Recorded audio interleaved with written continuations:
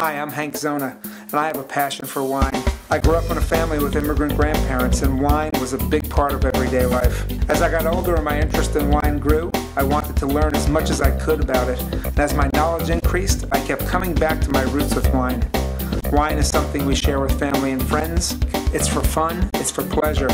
Now I want to share my knowledge and passion for wine with you. Please join me as we explore wine from all different angles on The Grapes Unwrapped. Hi again, everybody. I'm Hank Zona of Swirl Wine Events. Welcome back to The Grapes Unwrapped. Today's show is going to really focus on wine and seafood pairings. Seafood consumption keeps going up in this country, as does wine consumption. People get a little skittish about wine pairings in general. Some people think there's a snobbery behind them. This is my feeling about wine and any type of food pairings, and we're going to explore various types of seafood and wine pairings today. This is a free country. You can drink anything you want with any type of food you're eating. But what we're going to talk about here today is how to optimize the flavor of both the wine and the seafood that we're pairing it with. So when we come back in a few moments, we're going to get started with one of my favorites, oysters. See you in a few.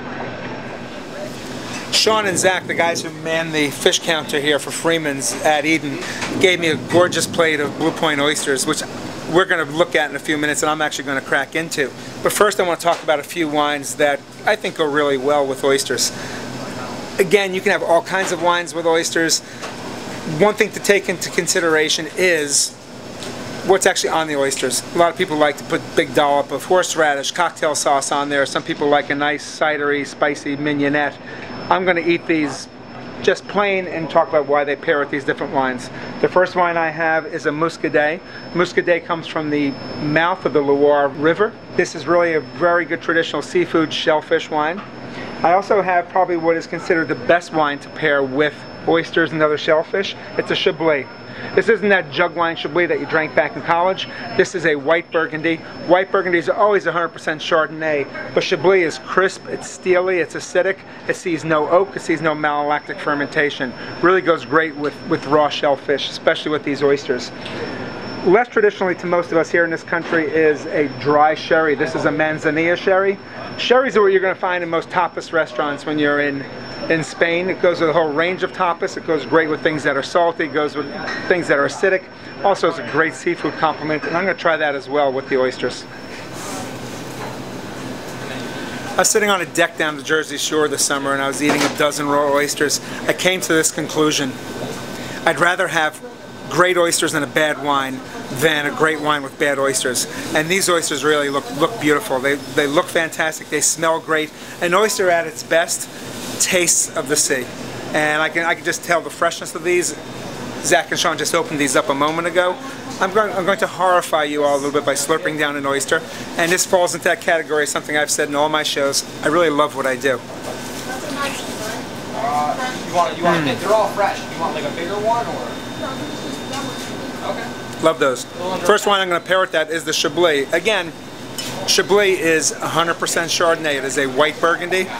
If you don't want to spend the money on white Burgundies, which can be pricey, a lot of Chardonnays now are being classified as naked. Doesn't mean that's the way you get after you drink a little bit of it. It just means that they see no oak, and again you get that crisp varietal characteristic that most people don't find in a lot of traditional American Chardonnays. That's beautiful. Really beautiful, really classic pairing. But as I also mentioned to you, probably less classic to us here in this country because we have a deep-seated fear of sherry. We think of it as something sweet and sticky and something that's in your grandma's cabinet. Manzanilla sherry, bone dry, crisp. It goes with nuts. It goes with olives. It goes with that Serrano ham. Nice salty food. Oysters have that saltiness too, and the freshness as well. And that's what you'll find in this Manzanilla sherry. Get to have one more.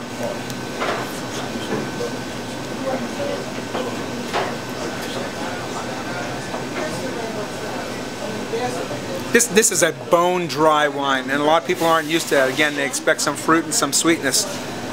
Beautiful pairing, really blends incredibly well. A couple more things about pairing with oysters. First, if you're the type of person that likes a lot of mignonette or likes a lot of horseradish and cocktail sauce, Probably the wine you might want to try pairing is a Sauvignon Blanc. Sauvignon Blanc goes great with tomato, goes great with anything that's citrusy and acidic. When in doubt, go with stout. Stout goes incredibly well with oysters, especially those creamier and brinier type. These wines also will go with other shellfish, cooked or raw. And we'll come back and talk about a few more pairings. See you in a moment. Hi. One of the things that you may have noticed if you've seen a few episodes of my show is that I'm really drawn to people who are passionate about what they do. I'm here today in South Orange at Kitchen a la Mode with probably a person who may be more passionate about what he does than just about anybody I know, Ben Salmon, owner, proprietor of Kitchen a la Mode. Ben, thanks for having us here. Oh, my pleasure. Thanks for coming. We're going to talk a little bit about glassware. Kitchen a la Mode, now 2 years running, has been voted the #1 kitchenware store in New Jersey by New Jersey Monthly, correct? It has, yep. Great. How long have you been in business? We just celebrated our 3-year anniversary. And why weren't you the top store for 3 years then? We're only open half the year. Okay. This is a store that has over 4,000 different products here, and Ben can speak passionately and intelligently about every single one of them. And that's why I came to him, because glassware is pretty important when it comes to wine, yet at the same time I don't think people need to go crazy about it either. So. No, I don't think that means that you have to spend $20, $30, $40, $50 a glass. I think that gets kind of silly. I don't think that there's that much of a difference unless money's just not an issue. Otherwise, I think you can do really well in the, say, $8 to $15 range. This is my really favorite basic glassware. It's sold a lot more for restaurants and restaurant supply than I know that it can get banged around in my house where a lot of things get knocked around. That's right. And so, what I like about these is they're made in Germany. They're lead-free glass is something that we're going to look for. And they're made out of what they call toughened glass. Obviously there's no glass that's unbreakable, but these guys are tougher than your average glass. So my favorite example is, we'll take this one. This is, it will hold up, and the way I can tell you that it'll hold up is by this. And it will, you know, it will get knocked around the dishwasher, it's fine. I don't get too persnickety about what wine to have in what glass. I would rather see somebody get 12 of one glass that they can serve any kind of wine in than 3 different glasses for each. But any of these 3 you could really use for just about anything, I would say. Big thing that we're going to look for when we look at glasses, I like to look at the rim.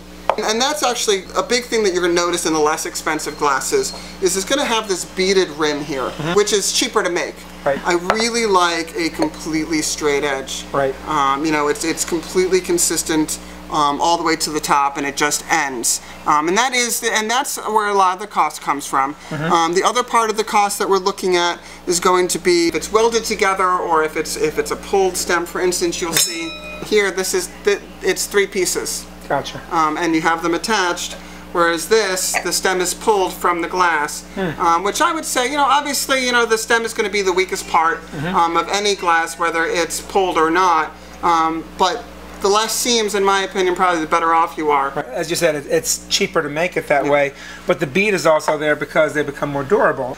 Your cheaper restaurants have the glass with the bead because they're more wear and tear, they don't chip as much, they get a little bit more out of them.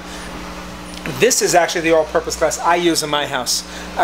Most of the wines that people drink today are wines that are made to be consumed. And I find this is an excellent size for my everyday consumption in my house. I bought a set of these glasses here probably a couple of years ago, and I'm still working on them. You know, talk about durability. As you probably might figure based on what I do for a living, I'm using these an awful lot. They've got a lot of miles on them, and they're still intact. What I like about the bigger glasses, I find a bigger glass showcases the wine really nicely. Probably doing about the same size pour as you are, and you know we're gonna want to pour it right at the very widest part of the glass. I find just aesthetically, I find that to be very attractive in a larger bowl. For a holiday meal, I'm looking for aesthetics. I break out the nice glassware. If I'm sitting at home just having some meatloaf or a burger or a tomato mozzarella salad, now that it's still summer, I'm just going to use a good all-purpose glass, and this is an excellent all-purpose glass. We're going to take a quick break, come back, and we're going to talk a little bit about champagne glasses. Perfect. I've got a few rules of thumb when it comes to pairing wine and food, and I'll adapt them specifically to pairing wine and seafood. First one is, what grows together, goes together.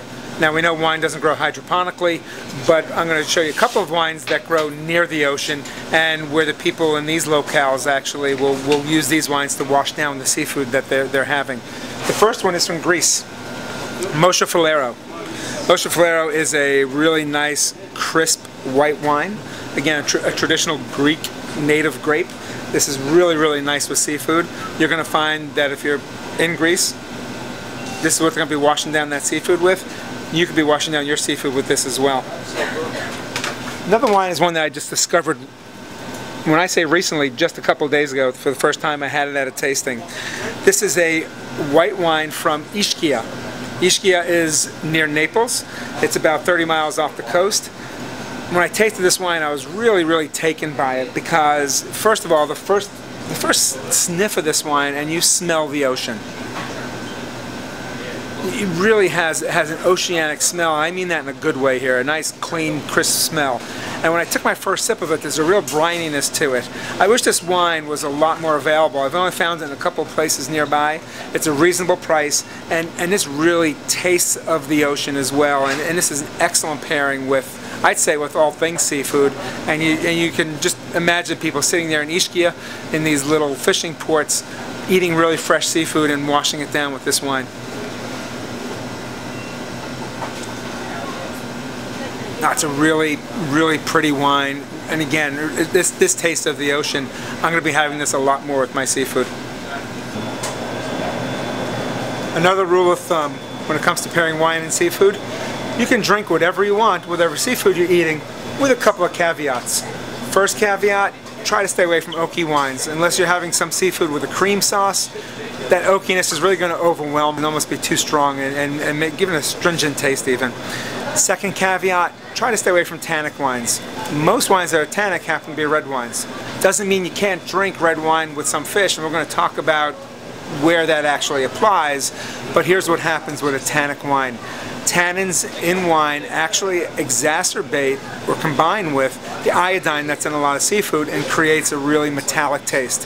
When you're paying good money for really good seafood, really fresh seafood, you want to taste as best as possible. You want your wine pairings to be as good as possible too. Stay away from oak, stay away from tannins.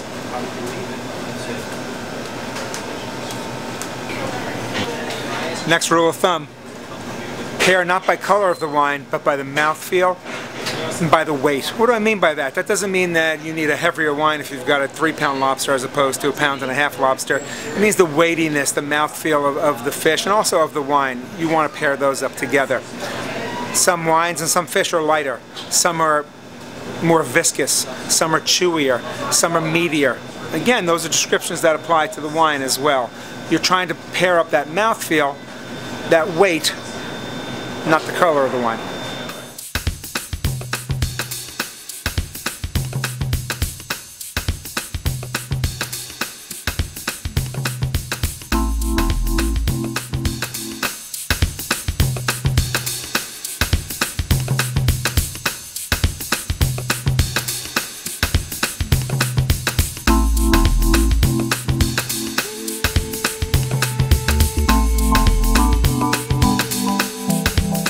Another rule of thumb when it comes to pairing wine and seafood, consider the whole dish, not just the whole fish. What do I mean by that? It's one thing to have a plain raw oyster, but it's different when you throw on the cocktail sauce and the horseradish and the mignonette. It's nice to have a plain piece of fish with maybe just a little olive oil and salt and pepper, but most people don't eat their fish that way. It could be grilled, it could be smoked, it could be fried, it could be Asian, it could be Latin American in style, it could be in a stew. All those different things impact what kind of wine you'd want to pair with that. For some non-traditional ways of preparing your seafood, I want to mention a few wines that most people wouldn't consider, but I think really go well with certain types of seafood. First wine I have here is a Torrontés. Torrontés is a Spanish grape, but seeing an increased popularity now coming out of Argentina. Torrontés is very much like a Gewürztraminer. It's very floral nose. It's got a lot of spice to it and herbaceousness to it. I did a tasting event recently out on Fire Island at Point of Woods, and they were serving a tuna sashimi with a teriyaki sauce, and the pairing went so well that people were coming back and having lots extra Torrontés to go along with that. If if you've got really any Asian or Latin American type influence in your fish dish, I think this is a really nice wine with that. Next wine that a lot of people don't really know a lot about or aren't terribly comfortable with is Riesling. They think of Riesling as a very sweet and sugary wine. This is a dry Riesling from the Finger Lakes from Dr. Constantine Frank. This is a really great food wine in general. Again, Rieslings go great with things that might be smoked, that go great with anything that might contain soy sauce. And again, we're talking about two ingredients that are in a lot of fish dishes. Also anything that might be Asian in influence goes really great with, again, different preparations of food. The last wine I have is a little unusual. Prosecco's gotten to be incredibly popular, but I find that Prosecco, beyond summer sipping, can sometimes be a little too light. This is something that's made in that frizzante low fizz style, but from a totally different grape. It's a Gruner Veltliner from Austria. You'll see that it doesn't have that wire basket on top like some heavier sparkling wines. It's got a screw top. Again, it's lighter, it's got a light fizz, it's frizzante. This has a lot more of a fruit-forward kind of a taste to it. Had it the other night again with some seafood, and it really goes nicely, and that fizz will help cut through some smoke and some spice, which again is prevalent in a lot of seafood that we eat. Remember, consider the whole dish, not just the whole fish.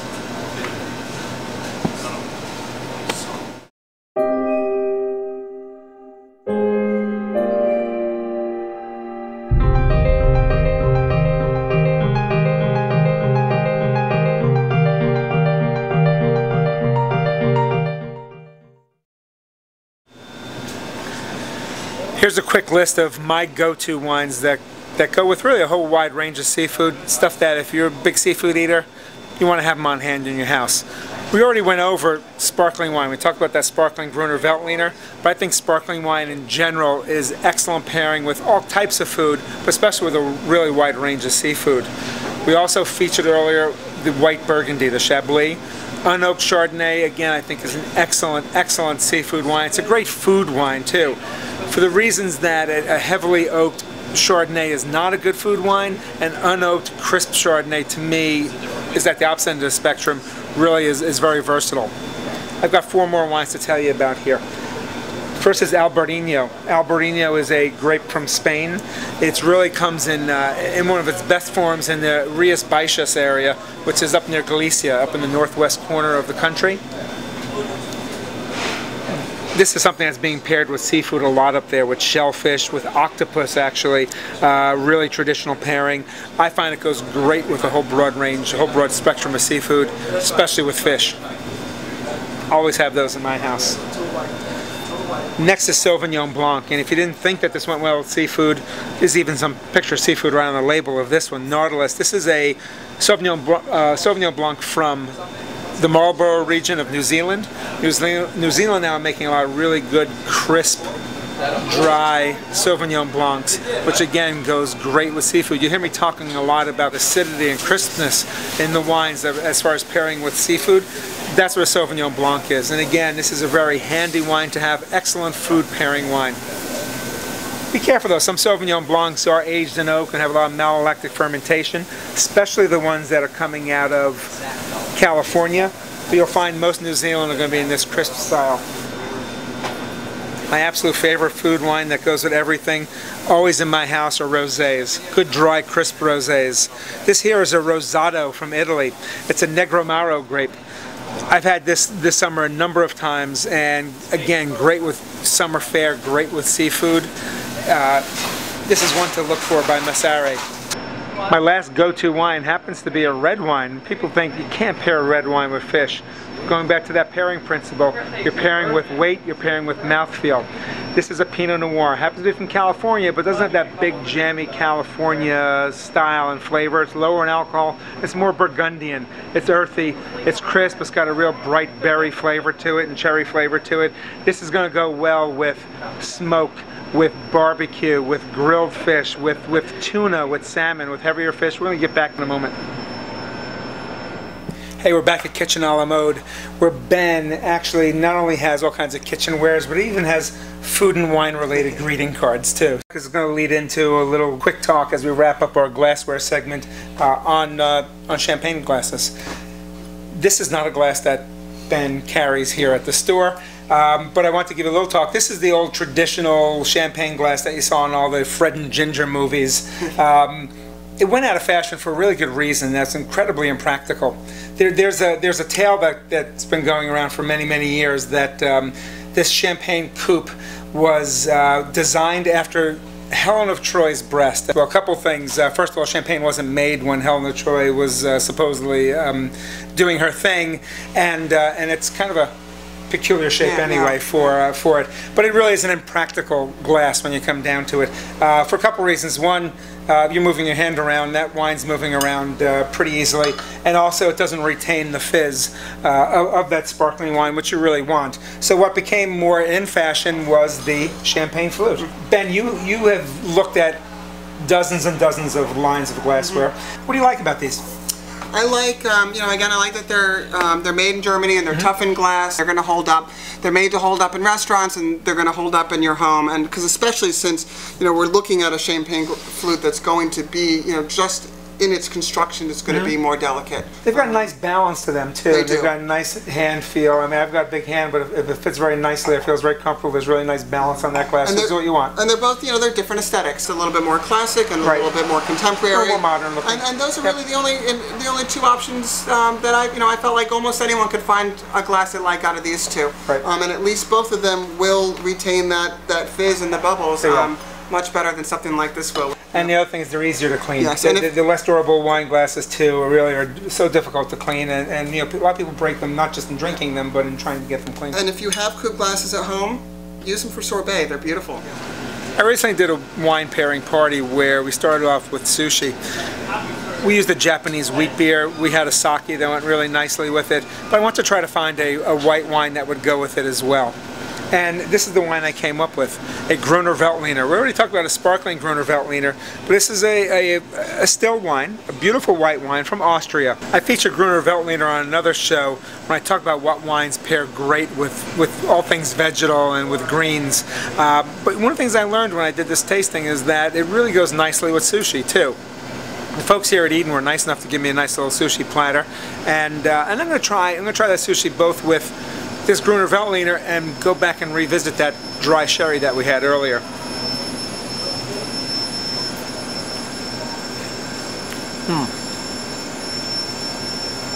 Goes very nicely together, it really does. I'm going to try that dry sherry now. It's bone dry, really very low fruit, a lot of minerality.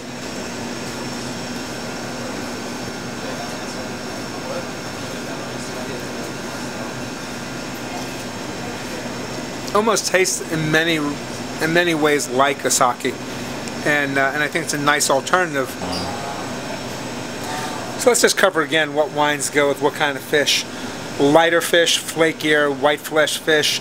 We're really looking at lighter wines. As we go up in weight class, again, you've got a meatier, fattier, heavier fish, such as a swordfish, such as a salmon. An event I did recently where I had this gorgeous piece of swordfish grilled, and it was served with a tapenade with capers and fresh tomato and olives, and I actually paired it with this wine here, a red wine from Sicily, Nero d'Avola. Nero d'Avola is the grape native to Sicily. This is a medium weight, fruit forward, but still had enough dryness to it, and when I paired it with that fish, it went really perfectly well together. Probably the classic red wine and fish pairing would be Pinot Noir with salmon. Something that I have regularly. I think a lot of people try to pair it up. Again, don't be afraid to have a red wine with salmon. And Pinot has that earthiness I think goes really well with it. If it's smoked, if it's an Asian preparation, if there's bacon involved, again, Pinot goes incredibly well with it as well. Zach and Sean gave me a really nice piece of poached salmon. The Pinot I have here is a Gloria Ferrer from California. Even though it's from California, it's a little bit lower in alcohol. It's more Burgundian in style. It doesn't have that really jammy raspberry flavor that a lot of the California Pinot Noir seem to have. It's got that clarity, that really pretty color. This is an excellent value wine for Pinot Noir too, which isn't an easy thing to find. Really nice poached salmon.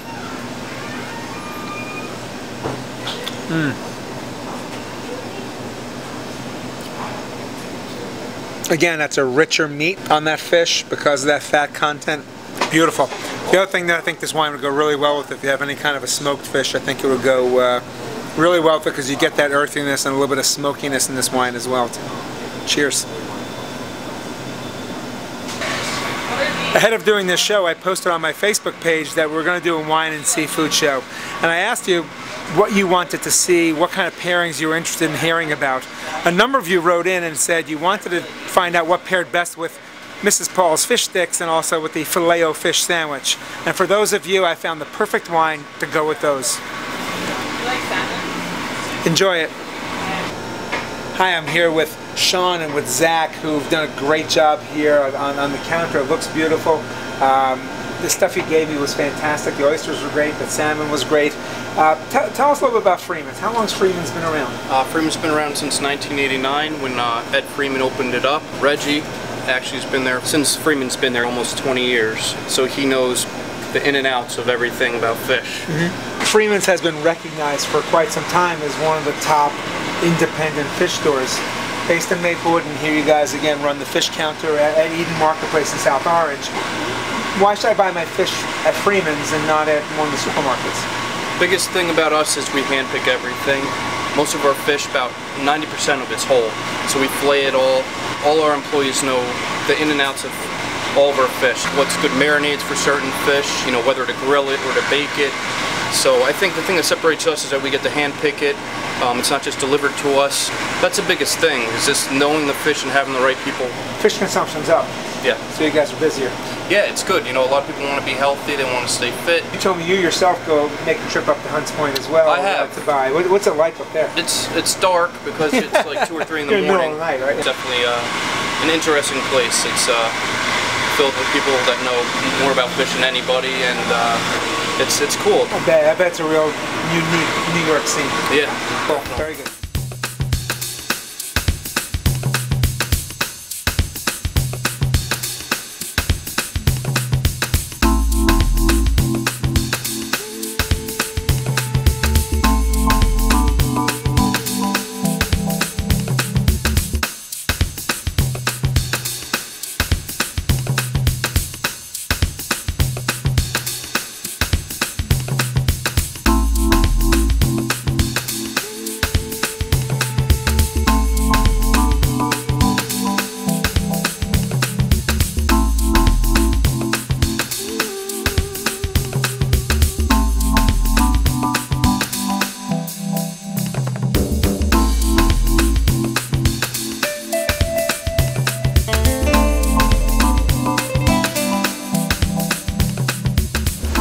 Hey, this has been a blast, and I think it's going to be a show that people are really going to be into because, again, I get a lot of questions. A lot of people ask me what to pair with their seafood. So it's been fun being able to do this show here. I want to thank Elise, who is the head of marketing for the restaurant and for the store. Bruce, who is a store manager. Zach and Sean did a great job here for Freeman's with the seafood. I'm taking this out with that wine from Ischia, and I thought it was a great way to wrap up the show. Thank you all again for having us here. Once again, for the Grapes Unwrapped, I'm Hank Zona. We'll see you next time. Cheers. Cheers. Everyone.